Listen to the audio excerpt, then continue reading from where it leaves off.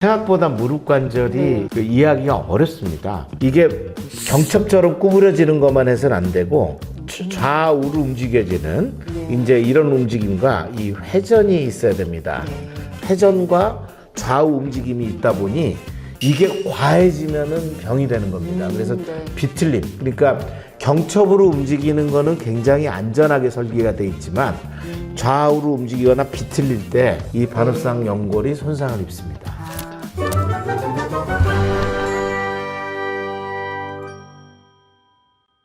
여러분 안녕하세요. 가정의학과 전문의 허양임입니다. 지난 시간에 우리가 진료실에서 들을 수 없었던 무릎 이야기 아주 유익하셨죠? 오늘도 김진구 원장님 모시고 이야기 나눠볼까 합니다. 자, 두 번째 주제는 무릎은 경첩이 아니다입니다.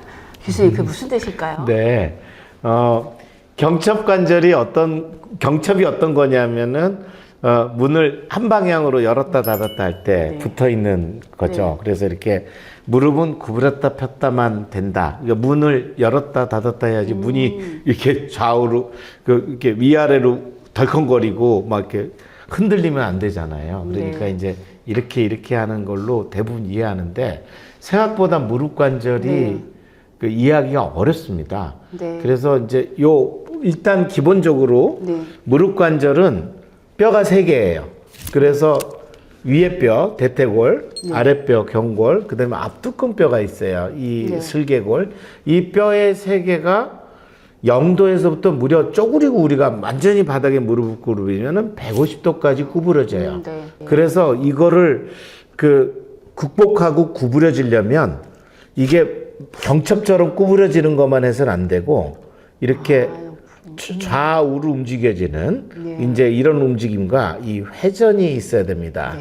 그래서 사실은 무릎 관절을 잘 보면 뼈 모양이 안쪽과 바깥쪽이 틀려요. 아랫뼈도 틀려요. 이 앞두꺼뼈도 대칭이 아니에요. 여기는 작고 여기는 길고 완만하고 이렇게 돼 있어요. 그래서 그런 것들을 이해하셔야 되고 단 구부렸다 폈다를 중심으로 그거를 좀 더 원활하게 더 구부리기 위해서 회전과 좌우 움직임이 있다 보니 이게 과해지면은 병이 되는 겁니다. 그래서 비틀림, 그러니까 경첩으로 움직이는 거는 굉장히 안전하게 설계가 돼 있지만 좌우로 움직이거나 비틀릴 때 이거를 붙잡아주는 임대 구조나 이 반흡상 연골이 손상을 입습니다. 그래서 운동선수들이 운동하다가 조금 방향이 틀어졌을 때 그때 손상이 확 일어나는 그런 거군요. 그래서 이렇게 걷거나 뛰는 거는 의외로 굉장히 안전하지만 그게 운동선수들의 특징, 가다가 갑자기 방향을 확 바꾸죠. 남을 속여야 되니까. 그러다 가다가 갑자기 뛰었다가 내리죠. 이제 이런 순간에 위기가 오는 겁니다. 그래서 이 3가지 뼈를 안정적으로 잡아주기 위해서 이 옆에 있는 인대라 이런 인대들이 다 있는 거죠. 결국은 이제 인대는 생각하는 방향만큼 인대가 있는 겁니다. 안쪽은 내측 측부인대, 밖에는 외측 측부인대, 가운데 앞뒤를 잡아주는 게 십자가처럼 이게 겹쳐가지고 전방 십자인대와 후방 십자인대, 이 인대 4가지가 가장 기본이 돼 있고 이 둥그런 뼈와 평평한 뼈를 연결해주는 연부조직으로 반월상 연골, 반달은 아니죠. 초생달이지만 어쨌든 이제 반달처럼 생겼다 해서 반월상 연골이라고 하는 쿠션이 있습니다. 그럼 이 조직에 사실 또 연골만 다른 게 아니라 인대, 연골뿐만 아니라 물이 찼다. 그런 얘기를 하기도 하잖아요. 그러면 그게 낭이기도 하고 관절 사이에 물이 찬 거기도 하고 다 차이가 여러 가지 원인으로 물이 찰 수 있기 때문에 관절 연골이 닳아서 결국 물 차고 아픈 거다라고 하는 것은 굉장히 많은 원인 중에 하나를 이제 찝은 건데 하필이면 한 번 망가지면 회복되지 않는다는 관절 연골이 그렇게 망가졌다라고 하는 그 생각으로 무릎을 보니까 고칠 수 있고 예방할 수도 있는 거를 자꾸 포기하고 더 비싼 치료, 더 그 수술, 줄기세포 이런 걸 찾게 되는 겁니다.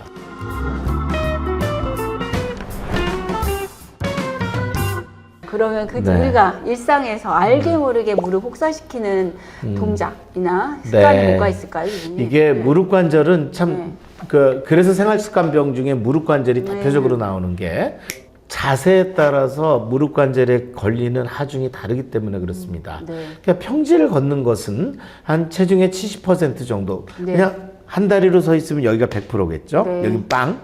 그런데 이게 겹치면서 이제 두 다리가 같이 땅을 닿는 네. 경우가 있기 때문에 대략 70% 정도의 네. 체중을 하면은 걸을 수 있다는 거예요. 그래서 아무리 힘들어도 걸을 수는 있습니다. 네. 그러나 계단을 올라갈 때는 들어 올려야 되는데 한 다리를 지탱하고 들어 올려서 다시 높이만큼을 올릴 때 체중의 3배 정도가 들어갑니다. 네. 그래서 근력이 떨어진 분들은 계단 오르는 게 유독 힘들겠죠. 네. 그러나 정반대로 계단을 내려갈 때는 체중의 5배 정도가 걸립니다. 왜냐하면은 이 앞무릎 쪽으로 이제 체중이 쏠리기 때문에 그렇거든요. 그래서 진료실에 오면은 평지는 걷겠는데 계단 못 내려가겠다 이런 분들이 이제 오시죠. 네. 그런데 우리나라만 전 세계에서 제일 많이 하는 동작이 있습니다. 바닥에 쪼그리는 자세예요. 무릎을 꿇거나 앞바다리를 아주 세게 하거나 여성분들이 이렇게 다리를 한쪽으로 모아가지고 차를 마실 때 자세라든지 이런 자세가 되면은 완전히 구부렸을 때 반응성 요 뒤쪽에 걸리는 하중이 체중의 10배 정도가 짓이겨지는 네. 거를 이제 알게 되었습니다. 결국 우리나라 분들이 쪼그리고 살다가 반응성 뒤가 나이 40대에서 50대 찢어지는데 이게 한번 찢어지면은 정말 심각하게 관절염으로 가고 수술을 해야 되거든요. 근데 그 대부분은 그때 실수한 걸로 잡을 수가 없어요.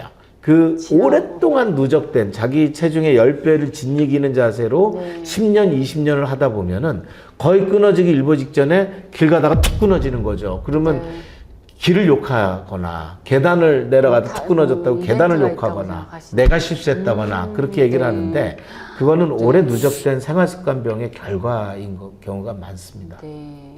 그래서 옛날에 의자 생활 안 하던 시절엔 정말 무릎을 다 애고고 하면서 일어나는 게 드라마나 네, 영화들 네, 항상 맞습니다. 나오는 앉을 때 이럴 때 애구구구, 애고고 하면서 애구구가 일어나시잖아요. 바로 자, 그러면 네. 우리가 결국 의자 생활, 자, 보통은 네. 의자 네. 생활에 바르게 앉는 자세를 사용하는 네, 게 네. 결국은 우리가 여기 무릎 질환을 예방할 수 있는 방법일까요, 요즘에? 무릎을 위해서는 네. 서양식 생활을 권하죠. 침대 생활, 네. 소파 생활, 의자 생활이 네. 좋은데 네. 우리나라 분들의 이 습관이 얼마나 무섭냐면 네. 의자에 앉아도 다리를 올려놓죠. 의자에서도 다리를 양반다리 하는 게 편하게 느껴지는 경우가 네. 많거든요. 맞아요. 그래서 무조건 우리나라의 생활을 한국과 일본에서 있는 바닥 생활을 서양식으로 돌리는 게 꼭 좋은 것만은 아니다. 아무리 좋아도 많이 하면 무조건 안 좋으니까 예, 적당한 예, 예. 온종일 앉아 있거나 일을 쪼그려서 계속 한다거나 네, 이런 네, 게 네, 사실 더 네. 문제가 된다는 거죠. 예, 그래서 이제 제가 가끔 이제 진료실에서 얘기하는데 네. 시간이 없어서 얘기를 못 하지만 우리나라 분들은 어려서부터 너무 바닥에 앉는 거를 일상에 돼서 네. 너무 쉽게 앉으세요. 그런데 일어날 때 아차 나 무릎 아프지 이렇게 되는 거예요. 근데 바닥에서부터 일어날 때 앞에 걸리는 체중은 한 7배 정도 걸립니다. 네. 못 일어나시거나 후회하세요. 그래서 늘 이제 얘기를 하죠. 거실에다가 그냥 목욕의자 같은 걸 한 서너 개 정도를 생각 없이 놔두시라. 그리고 앉고 싶을 때 목욕의자 발로 차서 거기에 앉는 거를 습관화하시고 네. 어쩌다가 바닥에 앉았다 하면은 바로 일어나지 마시고 목욕의자에 앉았다가 일어나게 하는 네. 습관을 하십시오. 이게 조금의 생활 습관의 변화가 무릎의 행복에는 굉장히 큰 차이를 만듭니다. 아, 네, 좋은 팁인 것 같아요. 네, 교수님.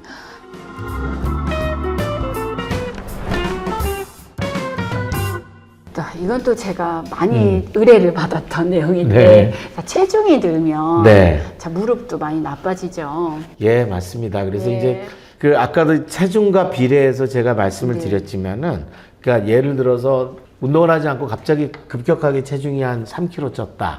그런데 평지를 걸을 때는 그걸 못 느끼세요. 그런데 계단 내려갈 때 느끼거든요. 한 15kg 정도 압력이 확 들어오는 거죠. 그러니까 찐 몸무게 5배가 된다는 거죠. 그러니까 그 특정 동작들 그래서 오시면은 그 환자분들이 먼저 얘기를 안 하세요. 그냥 평지는 잘 걷는데 계단 내려갈 때나 앉았다 일어날 때 아프다고 얘기를 해요. 네. 그리고 이제 나머지 얘기는 안 하세요. 다쳤냐 그러면 안 다쳤다고 그러고 이제 쭉 이제 저희가 얘기하다 보면 최근에 체중이 좀 쪘냐 하면은 아 그때서야 얘기를 해요. 네. 사실은 이거는 무릎에다가 얘기할 건 아니라서 그렇지 나는 말 못할 고민은 5kg가 쪘다 이제 그런 거죠. 그러면 5kg가 찔 때보다는 찌고 난 다음에 누적돼 있을 때 네. 이제 통증이 따라오게 됩니다. 그래서 그 통증을 진통소염제를 쓰고 주사로 고치는 것보다 급격히 찐 만큼을 좀 빼주면은 무릎 부담이 줄어들면서 좋아지기 때문에 굉장히 중요한 치료가 체중 감소와 운동입니다. 네. 그럼 교수님 여기서 환자분들이 늘어서는 이해는 하는데 나는 계속 비슷한 체중이었는데 왜 갑자기 더 나빠졌네 이럴 경우도 있거든요. 근데 이제 감량을 하라고 보내주세요. 근데 야, 나는 비슷했는데 왜 이제 더 아프냐? 나는 사실은 저희는 아는 나이지만 그런 걸 궁금해하시는 분들이 있거든요. 이제 네, 결국은 무릎을 따고 있는 근육의 문제겠죠. 네. 예, 이 치과에 가면 당연히 네. 이가 멀쩡한데 아프다 그러면 잇몸을 보게 되는 네, 건데 이제 체중은 좀 비슷하지만 그 내 무릎 주변에 보호의 질이 좀 달라지지 않았을까 네. 싶고요. 체중 감량할 때 특히 이제 그 경고를 많이 주실 것 같아요.